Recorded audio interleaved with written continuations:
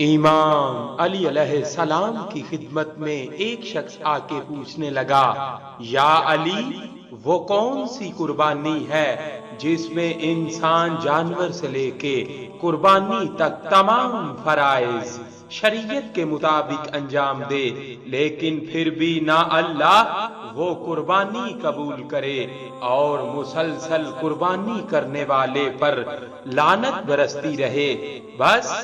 جیسے ہی یہ پوچھا گیا تو امام علی علیہ السلام نے فرمایا، اے شخص، یاد رکھنا،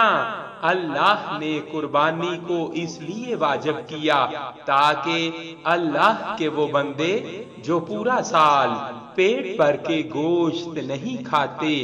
وہ بھی عید قربان کے دن پیٹ بھر کے گوشت کھا سکیں۔ اللہ عید قربان کے وسیلے سے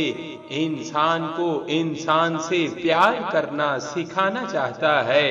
ایک دوسرے کا احساس کرنا سکھانا چاہتا ہے، لیکن اللہ اس قربانی کو قبول نہیں کرتا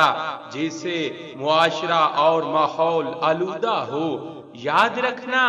میں نے اللہ کے رسول صلی اللہ علیہ وآلہ وسلم سے سنا کہ وہ انسان جو قربانی کرنے کے بعد گوشت و بڑے عقیدت و احترام کے ساتھ تقسیم کر لے، لیکن جانور کے وہ حصے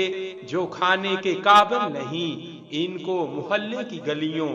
اور سڑک پر ایسے ہی پھینک دے تو اللہ ایسے انسان پر لعنت بھیجتا ہے۔ اے شخص، یاد رکھنا،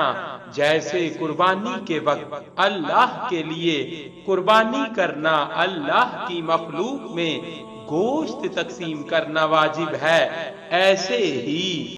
یہ بھی واجب ہے کہ انسان قربانی کے جانور کے وہ حصے جو کھانے کے قابل نہیں، اس کو ایسی جگہ پہ رکھ دیں جہاں سے شہر کا ماحول آلودہ نہ ہو، بیماریاں نہ ابھریں، کیونکہ جو انسان قربانی کے جانور کے وہ حصے جو کھانے کے قابل نہیں گلیوں میں پھینک دیتا ہے، قربانی کے جانور کے خون سے اپنے محلے کو گندا کرتا ہے، تو اللہ ایسے انسان پر لعنت بھیجتا ہے، اور یوں اس انسان کو نہ قربانی کا ثواب ملتا ہے اور نہ ہی اس انسان کو